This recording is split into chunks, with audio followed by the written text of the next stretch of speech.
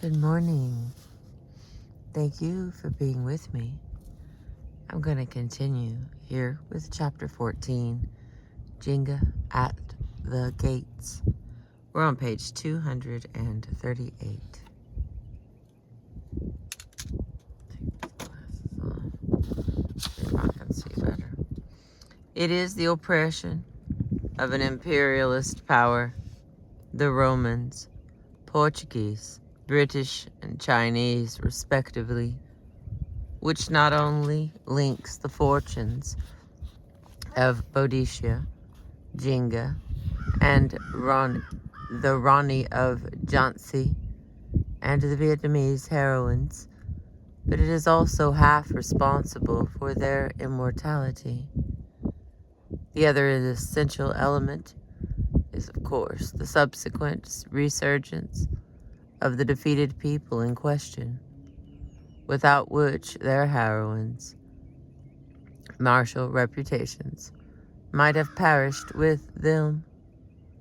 A street in Luanda was named after Queen JINGA, immediately after Angolan independence. Cowper's ode was written to justify Britain against America. Empire is on us bestowed. In an age when a queen no longer needed to be overtly militaristic, and Boadicea had become a mere waxwork figure of generalized patriotism. Yet, ironically, its lines could have been taken as rallying cries for these other, fat, more genuine Boadiceas. Okay, it wasn't fat, it was far. Yet excuse me, Lord.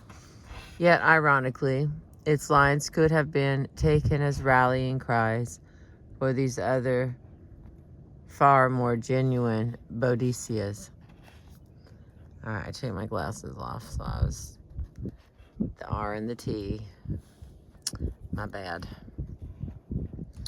Okay, we continue. JINGA Bandi was born in the 1580s and lived until 1663, an extraordinary span for any human being at that time. But then Queen JINGA was extraordinary. The mere facts of her career, ungarnished by propaganda, causing a wonder, as in the case of Queen Tamara of Georgia. The swirling legends of creation, which wreathed so many African societies, were not inimical to the idea of a powerful, even all-powerful woman. These legends included a tradition of female semi-deities, such as the two mighty queens of the Empororo of Central East Africa, priestesses to their people, carried round in baskets by their ministers. In the Hausa lands of northern Nigeria, where creation was said to have begun with a woman going out and founding a kingdom, a queen known as Amina ruled in Katsina in the first half of the 15th century. South of Zaria, a woman, Bazio Turanko, led another warrior tribe. There were feats of arms by the women of the Nilotic Lango. Okay, the glasses back on. Apparently, I need the glasses. Let's try that again.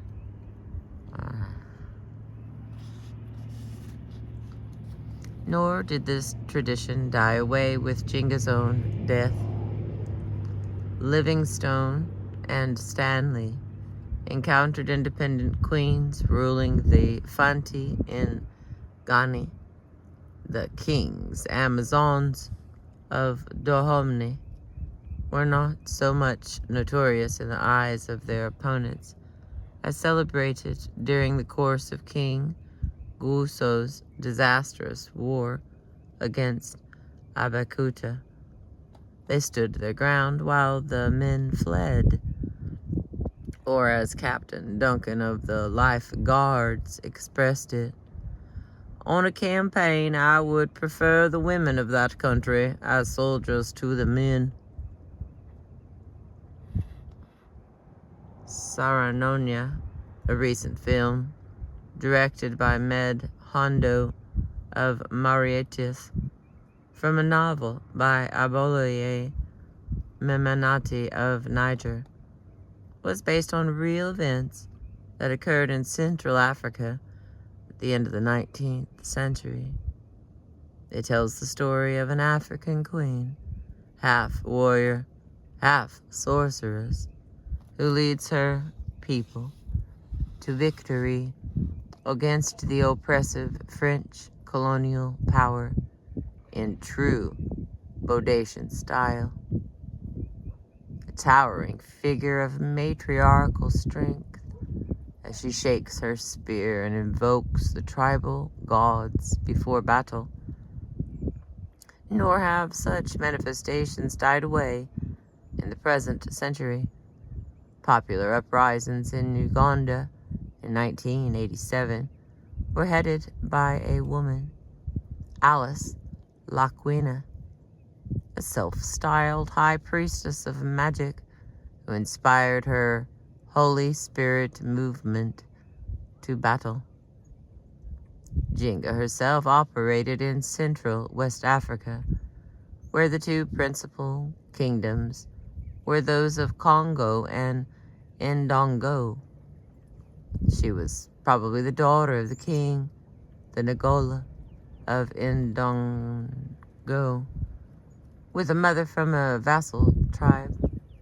Until a few years before JINGA's birth, the Portuguese presence in Ndongo had consisted of friendly missionaries, but its geographical situation made it an ideal base for the growing Portuguese slave trade. It's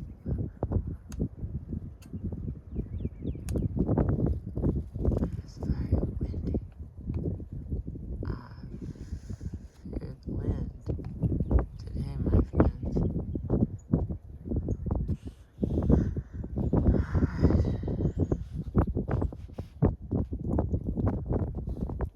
Where the heck was I? Just roll it up right now. Let's see what happens. Stay with me. We're going to do a shuffle here. Maybe get to see me in my morning glory. Yes, I do have a morning glory. God, I didn't turn the car on. This is behind the scenes. That usually causes me to start over. Thanks for playing along. I figure it out here. How I'm going to get this to stay. How's that? Come on the arm. There we go. Oh. That was the trick. That was almost. It's so pretty though. But that wind is making me unhappy. Alright. There's still a chance to see me in my morning glory. If it falls.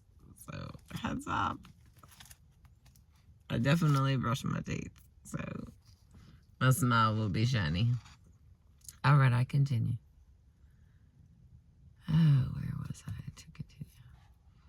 JINGA herself operated in Central West Africa. Okay.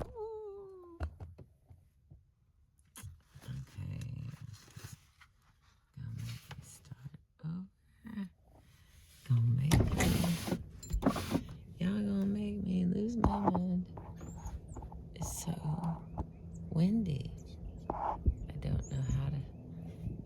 faith with this much wind. I'm confident that it will not sound good, and I will have to re-record it anyway. But we're going to try and try again. Okay. Come on, baby. Does that look not crooked, friends? It's the sky we're here to see, and a little bit of water, and then the sweet sound of the birds, and also Wiley gets to go outside. All right, I pick back up where I started.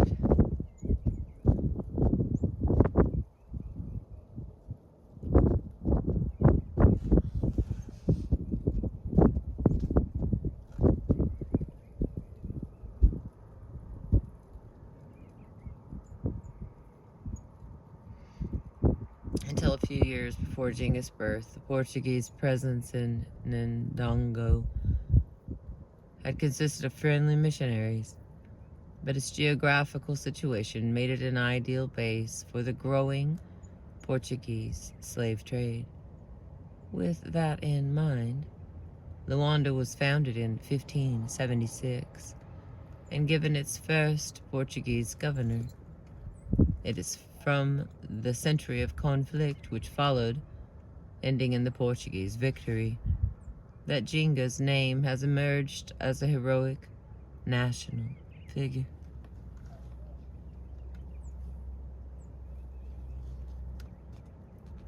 We first hear of her, however, as an official negotiator with the Portuguese on behalf of her brother, the new Angola, in the early 1620s.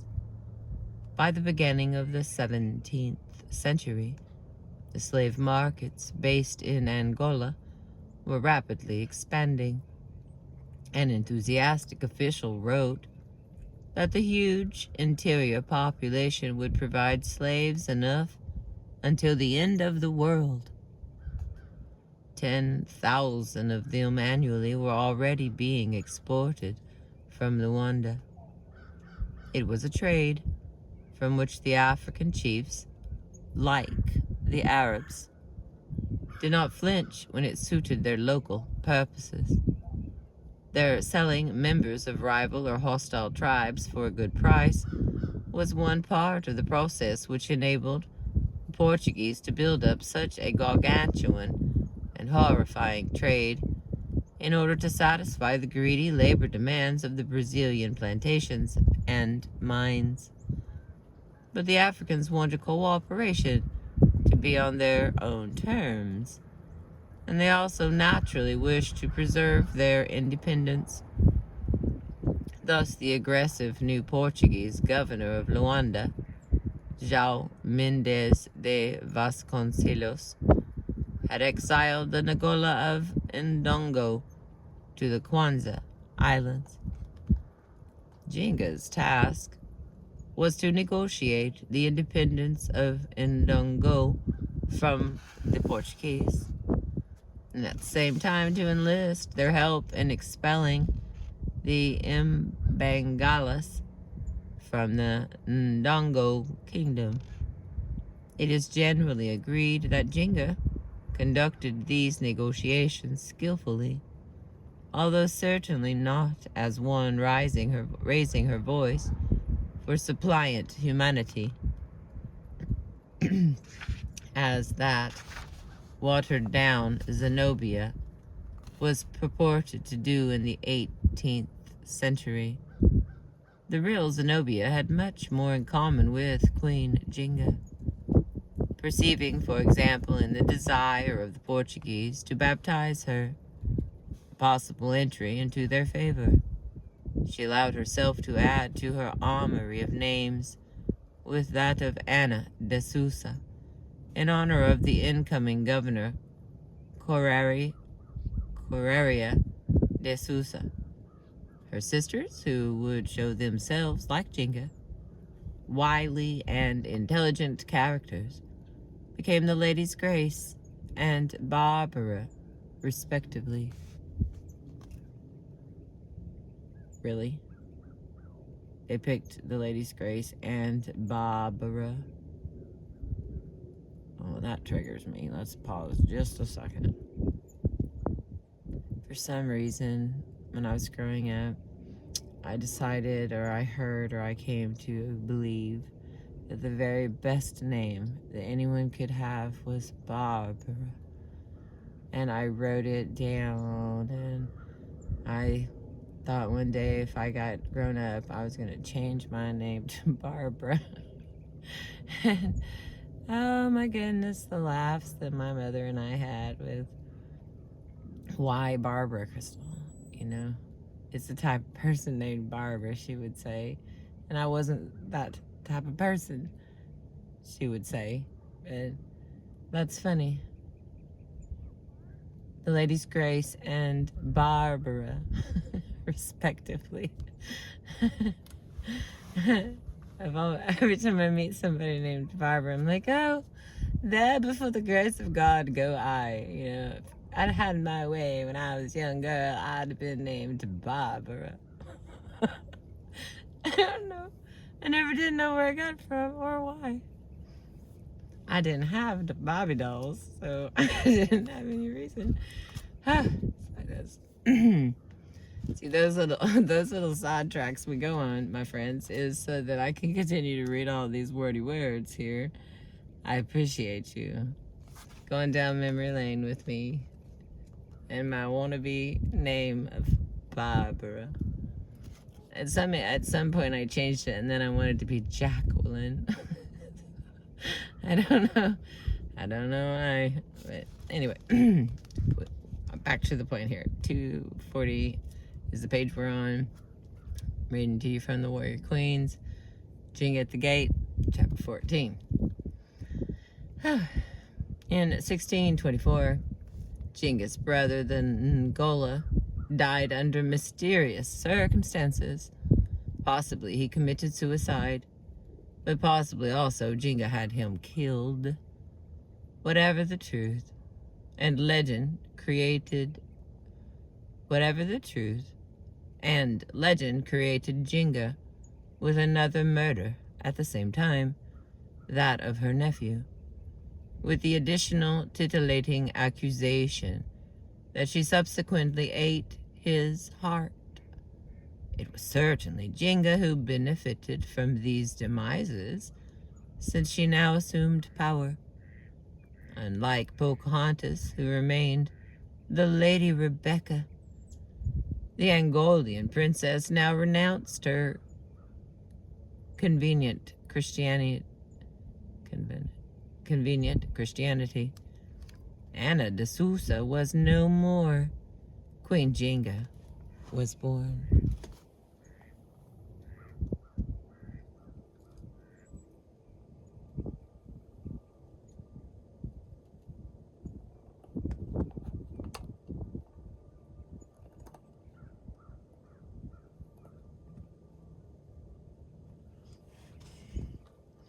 The next important stage in the story of this redoubtable Amazon, as C.R. Boxer has called her, was reached when the Portuguese declared war upon her.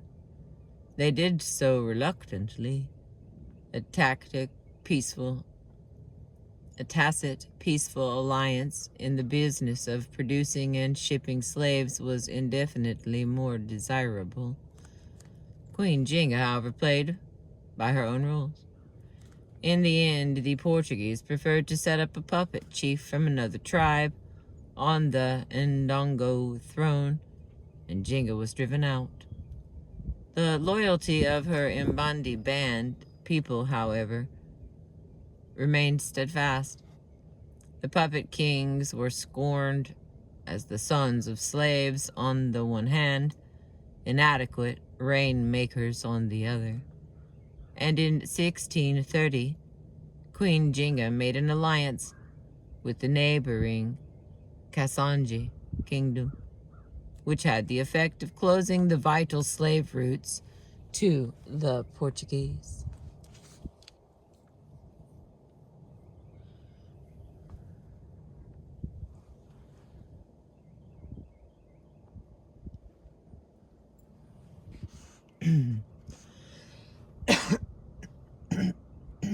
Excuse me, Lord.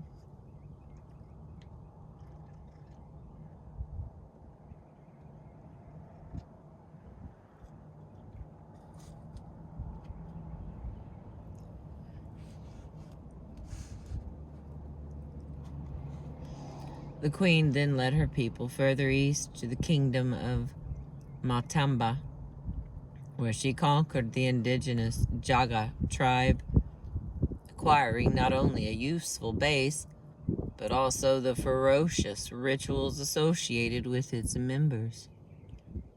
The JINGAs themselves have been described as indulging in cannibalism, not merely as a ritual sacrifice, but as a matter of habit, convenience, and conviction. They also indulged in deliberate infanticide in order to preserve the hardy nature of the tribe, turning for replenishments of their population to the children of their conquered enemies. Queen JINGA, following her takeover of the JINGAs, indulged in the first practice, at least in public, and at least for ritual effect. As it happens, we have an eyewitness account of the queen as she appeared to the Dutch captain of her bodyguard during her wars against the Portuguese in the late 1640s. Captain Fuller, who was in command of 60 men, put at the Queen's service for a period of years, referred to the deep importance attached to her by people. Rumors of her death, the death of the holy figurehead, were always concealed from the Portuguese, lest they take too much heart from them. More crucially, he also witnessed Queen JINGA performing a ritual sacrifice. She wore, as she always did, man's apparel for the occasion. She was also hung about with the skins of beasts before and behind, had a sword about her neck, an axe at her girdle, and a bow and arrows in her hand. This awesome figure proceeded to leap, according to the custom, now here, now there, as nimbly as the most active among her attendants. Queen JINGA would by this date have been well over 60. All the while she continued to strike the 2 iron bells which she used instead of drums. When she thinks she has made a show long enough in a masculine manner, then she takes a broad feather and flicks it through the holes of her bored nose for a sign of war. This sinister gesture was the prelude to the first sacrifice. Queen JINGA selected the first victim, cut off his head, and drank a great draught of his blood. As for male company, the queen had evidently adopted that second practice of the JINGAs, infanticide. According to Fuller, she kept 50 or 60 young men instead of husbands, who were in turn allowed as many wives as they pleased, with the proviso that if any became with child, they must kill the infant. JINGA was also described as going further and clothing selected young men in women's clothes, shades of Radegunde, Spenser's queen of the Amazons, with her unnatural order of knights holding distaffs, the clothing of her obedient favorites, in the pretense that they had become women, as she herself had been transformed by her man's apparel. enabled them to move freely among the other women of her household. And if they fail in their obligations, they seldom escape to tell further news. It is a vivid, if intimidating, picture. Yet as with the head hunting of the Celts, and as with Boadicia's chilling sacrifices to Andraste, one must be wary of condemning the Jogas and Queen Jinga outside the standards of their own time and society. One should bear in mind also the slave trading, which was the quite open practice of the alternative, officially Christian cultures of the Portuguese and Dutch. In terms of the outside world at this date, Angola was indeed a mere pawn in the game played out between these two nations, each eager to supply much-needed slaves to the colonies of the New World. Its inhabitants were estimated as something lower than pawns, pieces without any significance so long as a supply was sufficient. About this time, the captured Negroes, destined for the slave ships and death, or tormented exile of drudgery at best, were casually described by those responsible for their fate as brutes without intelligent understanding. That was not a description which anyone could or would have applied to Queen Jinga in the years of raiding against the Portuguese, aided by other tribes, such as the Congolese and the Dembos, which followed. Nor was she herself a pawn.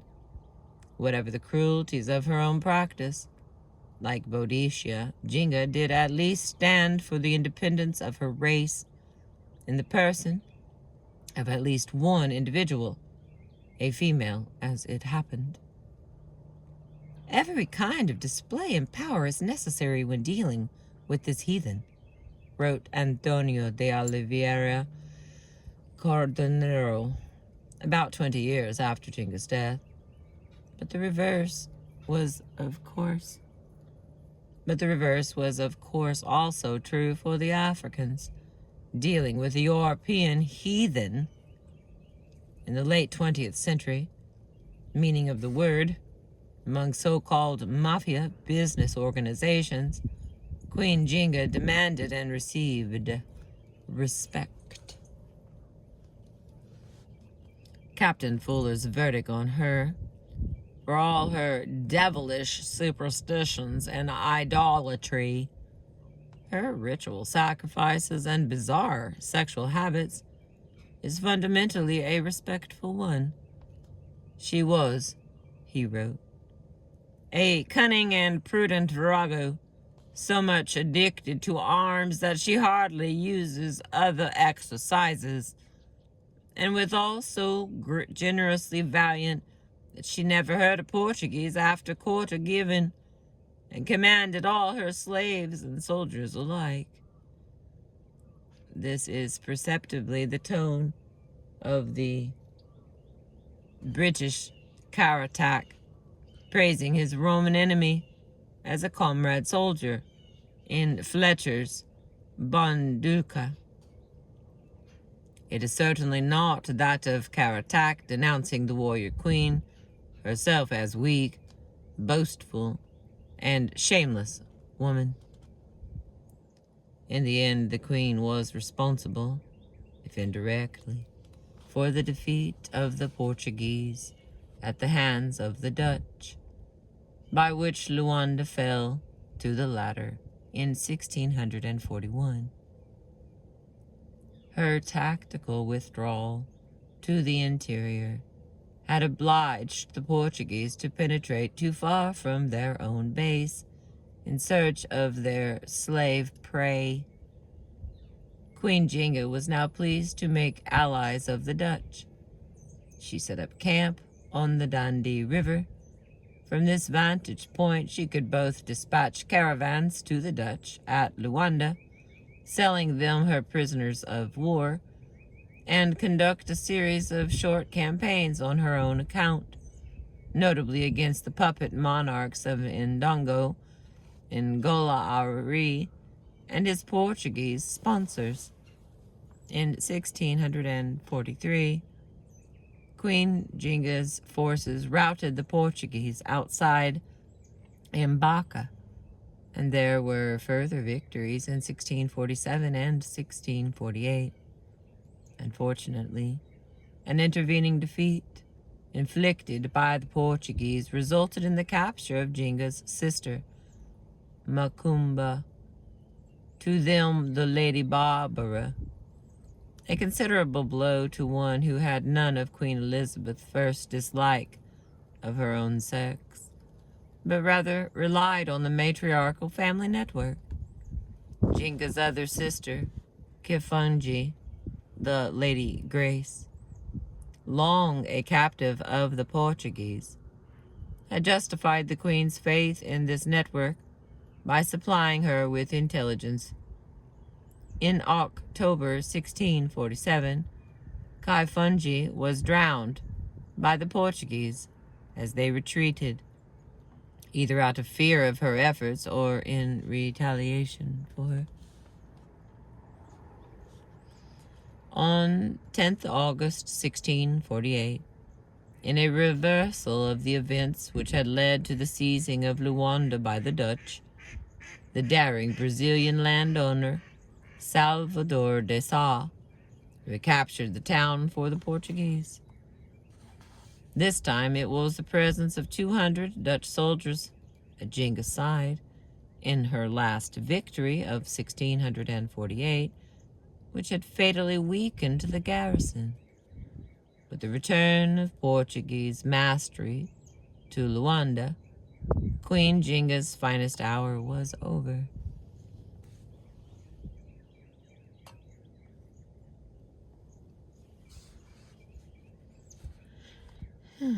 Yet even now, where the Congo state made peace on humiliating terms, Jinga herself was able to retreat back to her Matamba heartlands. Here, she was able to lie low for a few years, since the prime concern of the Portuguese remained their slave trade, and that depended on milking the interior. Finally, they had more to gain from negotiating with Jinga than battling against her. It was, however, the continued captivity of Mukumbu at the hands of the Portuguese which ultimately persuaded Jinga to agree to an official peace in October of 1656. 130 slaves were formally exchanged for the person of the Lady Barbara, to be restored to her mbundu persona for good. Other conditions imposed by the Portuguese were the establishment of trade fairs along the borders of their Portuguese territories, and the introduction of a Christian mission into Matamba. In return, the ancient virago, now in her 70s, was to receive military help when she required it. Lastly, in a settlement which was certainly to the advantage of most of the parties concerned, the Jagas were to abandon their notoriously savage habits. There was to be no more infanticide, for example, and although the women of the tribe were still compelled to give birth outside the war camp, at least they could now bring up their offspring. This peace lasted until Queen Jinga's death in 1663.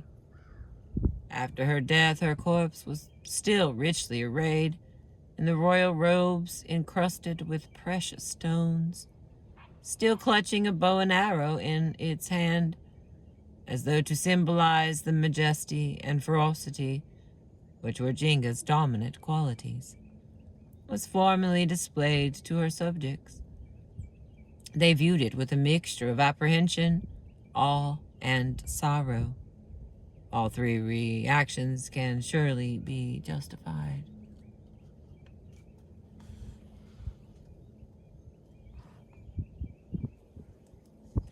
Even in the short term, the effect of Queen Jinga's rule was beneficial to the prosperity of Matamba, compared, for example, to the puppet kingdom of Ndongo, whose fortunes went rapidly downhill, and which was eliminated altogether as an independent entity in 1671.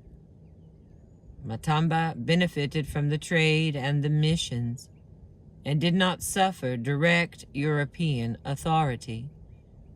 In addition, there were the many long-term legacies of her career.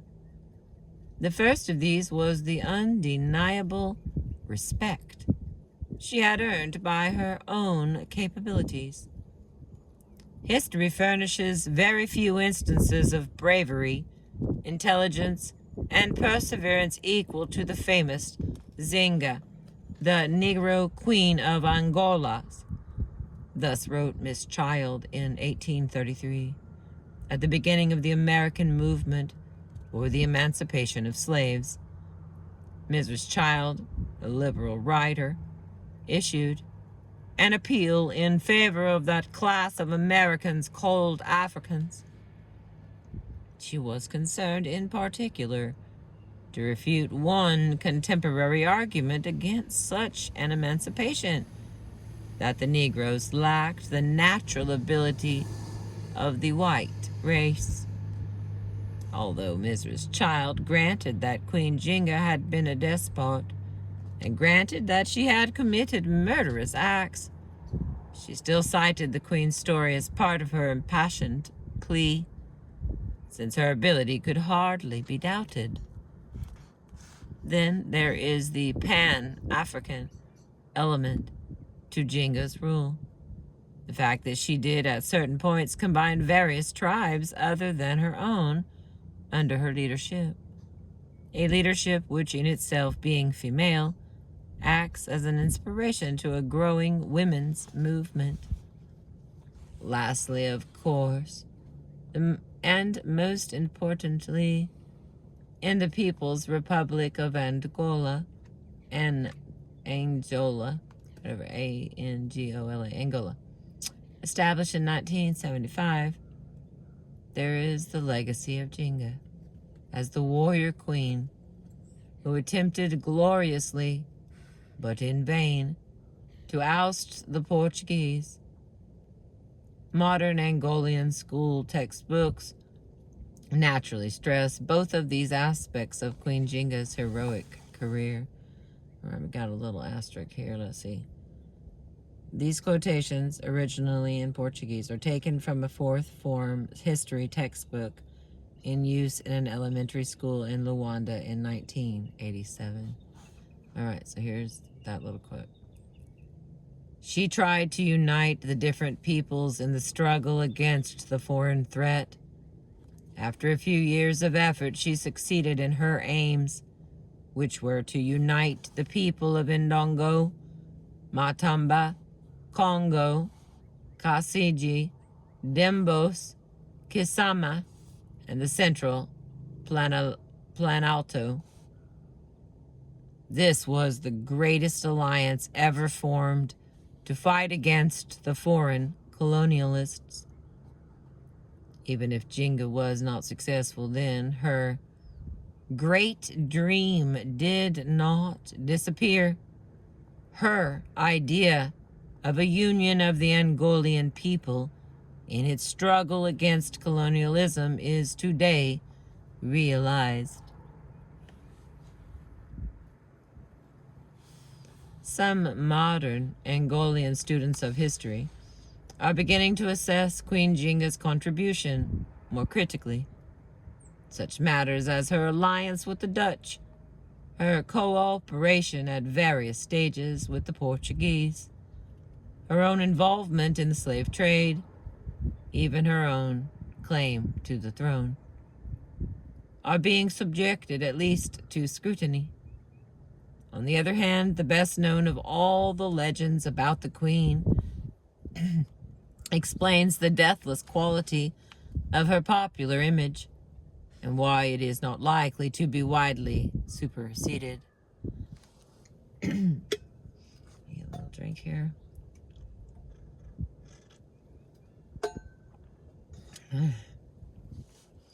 There are many variants of this story, but they unite in taking place in the course of that visit by Queen Jinga to the Portuguese governor, Correia de Sousa, in the early 1620s, in which her public career was inaugurated. They also unite in having the governor seated on his throne, while Jinga was required to remain standing, whereupon Jinga, in a gesture at once characteristically bold and characteristically imperious, ordered one of her slaves to kneel on all fours to form a seat. After that, she sat down. Did she refuse to take the slave away when she left the governor's mansion, saying that she would not remove the governor's furniture? Or did she refuse to remove the slave on the ground that she never sat on the same chair twice? Was the slave actually a maidservant? In one version, she even went as far as to have the slave or maidservant executed on the same ground. I have no further use for him or her in her enforced national. The clear message of the story is the same in all its versions. Even in her informed national subjection, Queen Jinga's personal pride was equal, even superior, to that of the Portuguese governor, and this pride proved to be prophetic. Rome for empire far renowned, tramples on 1,000 states. Soon her pride shall kiss the ground. Hark, the goal is at her gates. Once again, Cowper's lines for British Boadicea are more appropriate to another warrior queen in another country than they were to Britain and British women in the age in which he wrote them.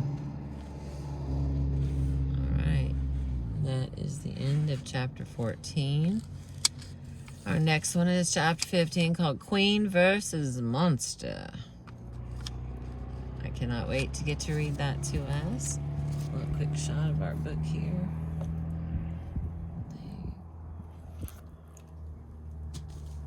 It looks rough, I know. But once I get the word out, it's my little reading books joke. I get the word out. You know, like just in general. Not the word, you know, I know the difference. Thanks for being with me this morning. I appreciate you. You get a chance, get outside today. It is beautiful out here.